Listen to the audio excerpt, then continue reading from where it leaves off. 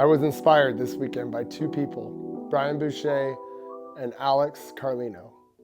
Brian Boucher put on one of the most amazing events I've ever seen in my life this weekend at the Raise Health Fitness Festival in Merced, California. So that lit the fire. Number two thing was talking to Alex last night about the Unity Games, and that's what I'm here to talk to you guys about today on Mindset Monday. Our mindset when it comes to CrossFit competitions is that it's just that. It's a competition against other people on the floor. You're gonna find out where you stack up. Here's what I challenge you today on Mindset Monday. Have an open mind about what the Unity Games is and is not. The Unity Games is not anything you've ever seen in the competition space in your life, because the Unity Games is not a competition. I'll repeat that again. The Unity Games is not a competition. The Unity Games are not a competition. What I mean by that is a competition means that you're going against other people trying to beat them. That is completely outside of your control. What those people's mom and dad were like, meaning their genes and their DNA and their talent, their work ethic, their jobs, any of that stuff. All we can worry about are ourselves and what we can do. That's where the Unity Games comes in, is it creates a unique opportunity for people to test themselves, truly themselves. And I know we say that in the CrossFit space, do a competition to test yourself, not against other people, but let's be honest, that's exactly what you're doing, is you're testing yourself against things that you have no control over, other people. The Unity Games, you're not testing yourself against other people. You got 3 events. Event 1 is Chad.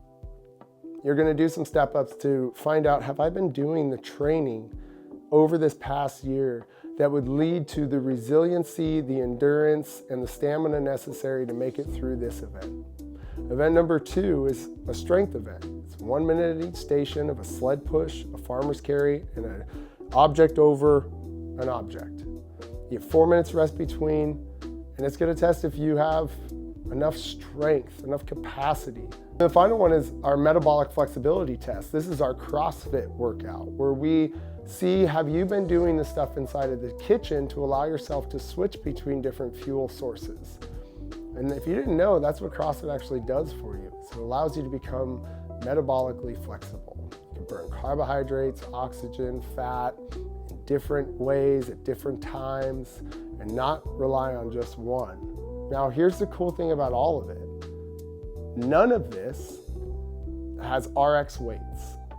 None of it even has to be done in a certain time domain, except for Chad has to be the first workout you do. But even Chad, check it out. You could choose between 250, 500, 750, or do it prescribed with 1,000 step-ups.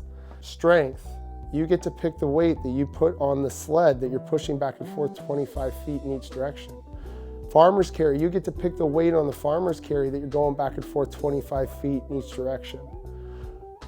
Object over object, you get to pick the weight of the object and you get to pick the height that you're going over. Metabolic conditioning workout.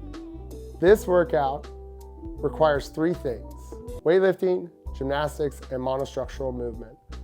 Monostructural is our cardio base because those require 3 different energy sources. You get to pick the weight that you're using on the dumbbell snatch in that workout, because our scoring for the event, again, this is not a competition. Our scoring for this event is your power output. So on Chad, you're gonna do step-ups, a certain number, at a certain height, in a certain amount of time, at a certain weight.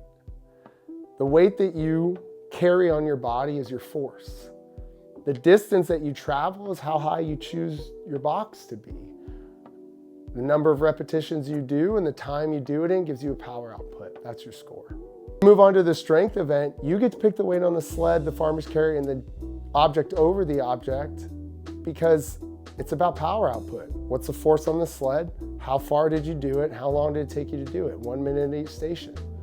Same thing with the farmer's carry, same thing with the sandbag or D-ball over the object. Force times distance divided by time gives us that power output. You get another power output. And the third one, same thing with the CrossFit workout. On this one, we actually measure how tall you are and how far it takes you to travel from the ground to overhead when you show up on day one, so that we know the distance traveled. Now, the final scores divided by how long it took you to complete all 3 events. That gives you your total fitness.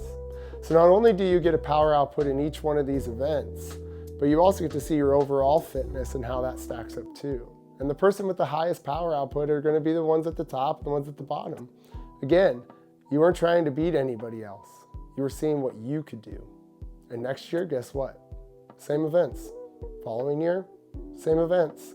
This is your mid-year checkup. This is not, I repeat again, this is not a competition. The Unity Games is not a competition. It's an opportunity to test yourself and find out where you're at. Just so happens to be a halfway point kind of to the Open too. So I hope you join us this year for the Unity Games. And thank you, Alex, and thank you, Brian, for the inspiration. Again, tell your friends, it's not a competition. It's the Unity Games. Woo! Oh, shit. Trying to be cool. Not cool. All right. Look at this. It's cool.